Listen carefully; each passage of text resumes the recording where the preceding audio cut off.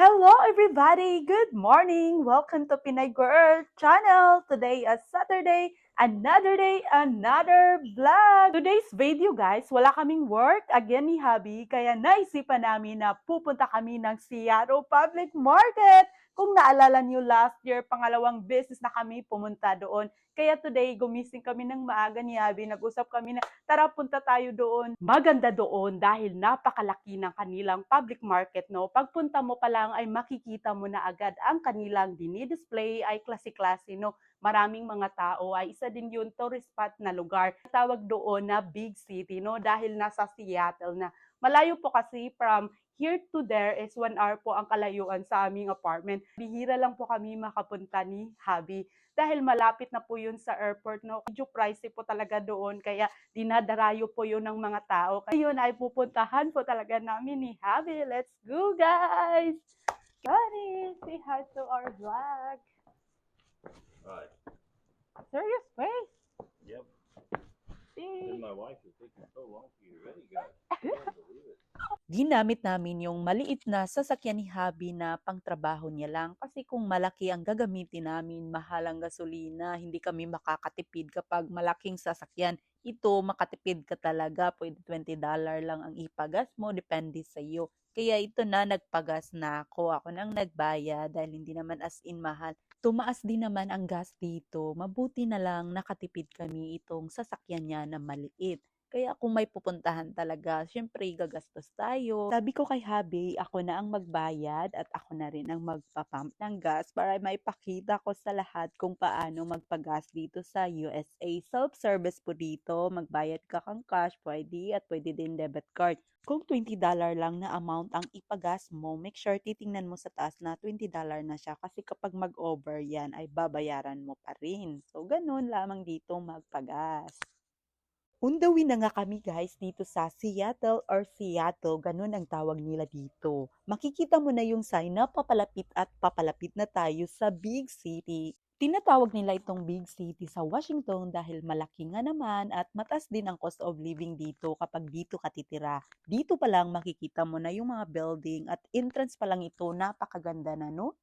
Iisa lang naman ang lugar namin dito dahil part lang ito ng Washington. Pero sabi nga ng husband ko, every state has their own city. Katulad namin nasa Liquid City kami at ito naman ay sa Seattle. Pwede ka naman lumipat dito anytime kapag nagrenta ka lang, yung iba nga palipat-lipat lang dahil 40 minutes away lang naman, pero kami okay na kami kung saan kami. Nandito na nga kami sa parking area, no, at ito ang nakita namin na available kasi doon na malapit sa public market ay full na talaga. Makikita mo yung sign dyan na ilang oras ang babayaran mo, depende kung ilang oras ka dito. Hindi naman kami all day, so pinili ni Habi yung 2 to 3 hours, yun din ang babayaran mo. At kailangan may ticket ka na ilagay mo sa sasakyan mo para alam nila na nagbayad ka na.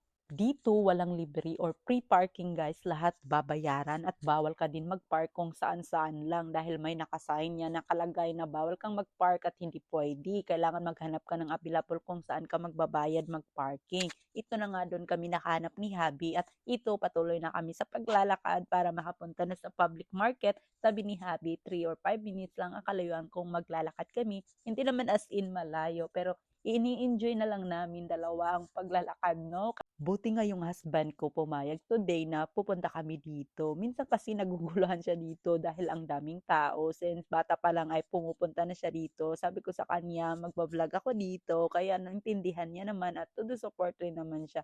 Masaya rin kami na makalabas kami ng bahay paminsan-minsan lang kasi yung buhay namin nasa bahay lang, nasa work. Ito nga sabi ng husband ko, at least may time din kami together, hindi lang pagbablog ang aking iniisip. Syempre yung time din namin sa isa't isa. Ang sarap din sa pakiramdam na kapag nagagawa mo yung mga bagay na nakapagpapasaya sa'yo at ang daming tao dito at napipil mo talaga na mawawala yung problema mo. Minsan kasi may malungkot tayo na araw, kaya ito lang pala ang gawin natin. Labas tayo ng bahay at punta tayo sa maraming tao. Dito pa lang makikita mo na ang daming tao, no? At meron din nagbebenta na parang katulad sa atin sa Pinas na market din, no? Dito pa lang guys, habang naglalakad ako, tinitingnan ko na agad kung ano ang binebenta nila dahil ang dami nga namang bumili. Meron silang mango na nakabalot na para ready to eat at meron naman silang iba't ibang flavor ng fruits, no? Makikita nyo dyan at meron ding buko juice. Kaya kung gusto mong bumili, pwede ka dito. At bago ka pupunta ng public market, ay pwede ka kakain dito. Yung iba, yun din ang ginagawa para hindi sila magutom. Parang katulad din sa atin, no? Kung saan ang maraming tourist spot, makikita mo na agad yung mga nagbebenta sa labas pa lang. Gusto ko sanang matry yung mango or fruit juice nila doon. Kaso nga lang, hindi pa naman ako nagugutom, kaya diretso na ang paglalakad natin. Bago talaga kami pumunta dito, kumain muna kami ni Habi. Dito may makikita kang mga magagandang painting, no, na naka-display. Binibenta nila yan. Last year, bumili kami ni Habi. Ngayon na hindi na muna. Marami tayong madaanan na makikita na mga nagbebenta dahil malayo nga ang pinarkingan namin ni Habi, pero nakikita mo na yung mga tao, no, na labas-pasok kasi nga malaki ang public market. Napaka-popular dito guys, kapag sinabi mong Seattle Public Market ay alam na ng lahat dahil maraming tao nga naman. Bago tayo papasok sa loob, ito yung labas ng public market, no? Makikita mo yung sign dyan na nakalagay Public Market Center. Ito yung nakapagbigay ng best view para sa kanila. Ito yung dinarayo ng karamihan makapunta dito at makapag-selfie or picture sa harap ng public market. Makikita mo din talaga yung mga tao na dito sila hihinto bago papasok sa loob. Pakiramdam ko mas dumami at dumami yung mga tao na dumarating. Kung may aalis man, for sure marami at mas marami ang darating. Parang hindi nababawasan yung mga tao dito guys. Pagpasok mo pa lang dito, makikita mo na yung mga tao na parang nagsisiksika na dahil tumitingin na sila kung ano ang gusto nilang bilhin dahil marami nga naman naka-display. Dito makikita mo na yung mga bulaklak at ang daming naka-display. Sobrang ganda nga naman ng mga bulaklak dito, iba't ibang klase, no? At ang ganda ng mga kulay, fresh na fresh tingnan. Depende ang presyo dito ng bulaklak.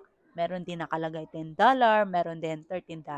Depende kung ano ang pipiliin mo, medyo mura-mura or medyo mahal-mahal.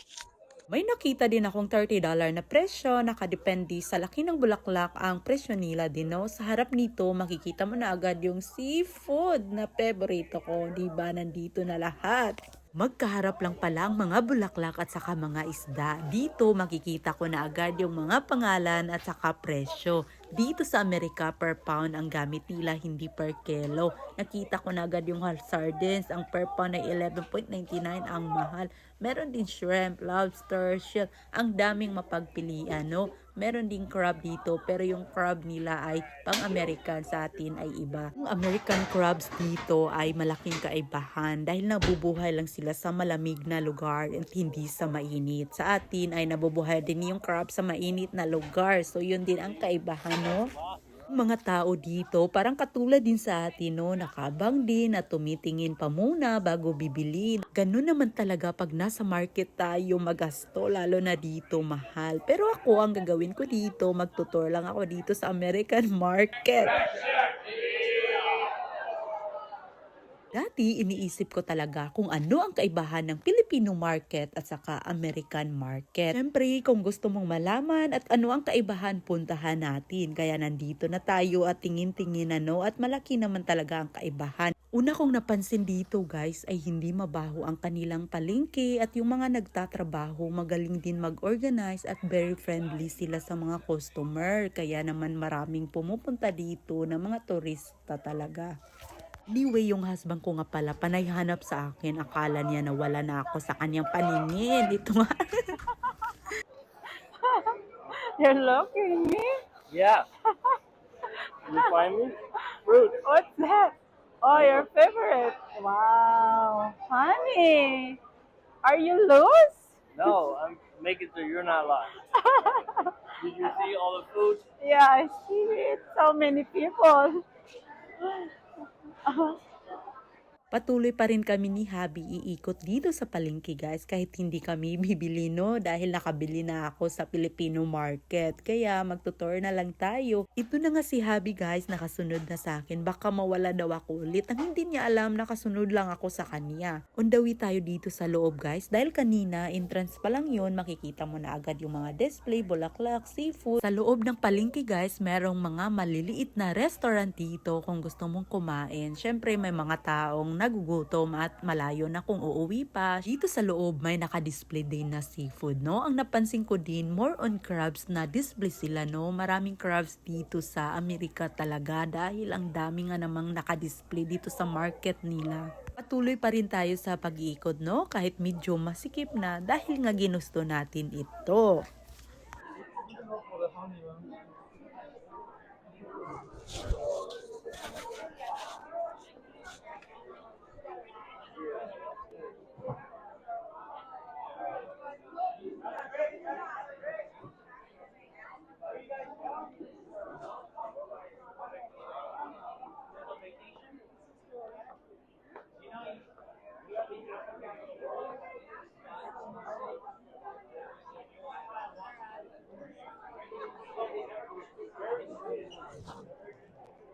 Dito sa fruits area naman, may ibang tao na nakapila dahil may pa-free sila sa kanilang prutas kung matamis ba o hindi. Kaya kung hindi, hindi ka naman bibili kung hindi matamis. Dito nga binigyan ako ito.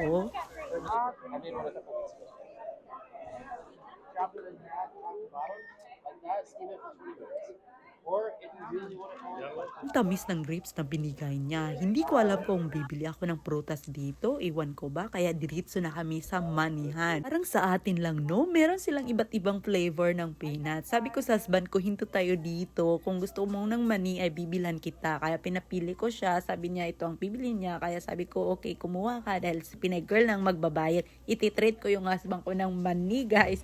Kaya ito na, isa na din sa akin, isa din sa kanya. Pero masakit pa yung ngipin ko, ayaw ko sana, pero sige na lang. Moving forward na tayo guys, dahil medyo mahaba-haba na, no? Hindi ko na mabidyohan lahat. Ito na nga yung husband ko, isa talaga yung pinunta niya dito ay makabili ng t-shirt from Seattle. Ito na guys, nakabili na yung husband ko ng remembrance na t-shirt galing dito, no? Dahil yun ang sabi na sa akin, pagkatapos na namin mag-tour sa palengke, ay dito muna kami hihinto. Kaya pauwi na kami at malabas na kami ng public market dahil napapagod na din nito sa kakaikot.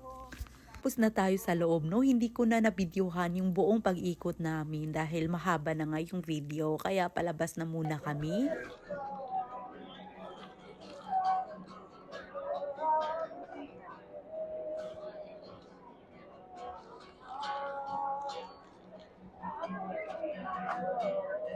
We have apple and pears, ciders.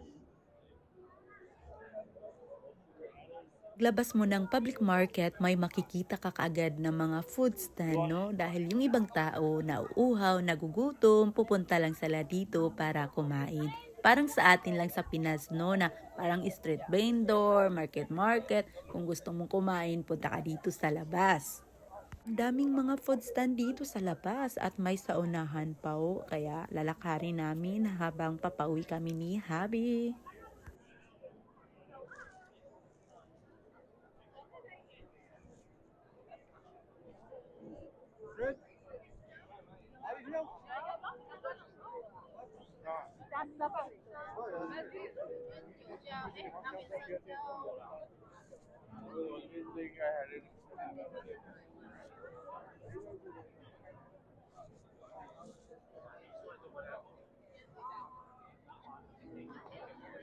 See?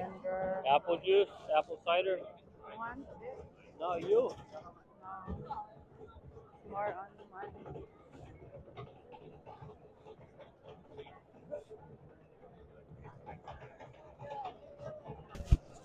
Honey, let's go home. Ang daming tao. Hello guys, we're here. Nasa labas na kami ni Habi ng market. No, kanina doon kami sa loob. Grabe, ang daming tao dito guys. Ngayon ay napapagod na yung husband ko. So kaya ito, sa kakaikot siguro natin. It's many people here, honey. Yep, lots of people, lots of people. It's a popular place on a sunny day. You Oh, don't get too many days like this in Washington. yeah, it's a popular place. Yeah, ang daming turista dito. Kaya tinatawag nila dito ay popular kasi araw-araw talaga maraming tao at crowded yung market. At ang ganda, bumalik-balik dito, lalo na pag may pera ka. Diyos ko, pwede kang bibili kung anong gusto mo. Pero the price is really expensive here. Yes, everything is. It's Seattle, the big city. Prices are going up, guys. Yeah. So yeah, but it's so It's nice. fun. Yeah, It's it's fun. fun. It's a long day. It's an hour drive, hour home, 2 hours in the park. Ready for an afternoon nap. But Yeah. let's go. Let's go home. Yeah. Then, yun lamang guys. Kaya hanggang dito na lang muna tayo. Dahil papauwi na kami ni Habi at pupuntahan na namin ang sasakyan kung saan namin pinark. Kasi nga, sobrang layo ang sasakyan na pinark namin. Kasi hindi kami makapark dito na malapit. Dahil sobrang daming sasakyan at full na yung mga parking. Kaya naghanap kami na lang ng ibang maparkingan. Kaya kanina ay doon kami nagbayad sa unahan mga 5 minutes away. Ngayon ay sinabi ko kay Habi na uwi na tayo. Napapagod na ako. Sobrang laki ng market, no? Let's go home, Han. Are you ready? Almost. One more stop. The fruit stand. Honey, the Okay. fruits. Don't forget the fruits. Yeah, but I'm Before we go. tired. Fruits is okay. Dito na kami ni Habi sa sasakyan, guys. We made it today. On the way home na kami. Kung napansin nyo, paglabas namin ng public market, makikita mo talaga na maraming fruit stand na nagbibenta ba't ibang flavor ng juice, no? Kung nauuhaw ka, pwede ka talaga bibili. Kaya kami nagmamadali na para makauwi na din. Thank you everybody sa panunood sa aming vlog today ni Habi. That's all for today. See you next time in our video, guys. Thank you!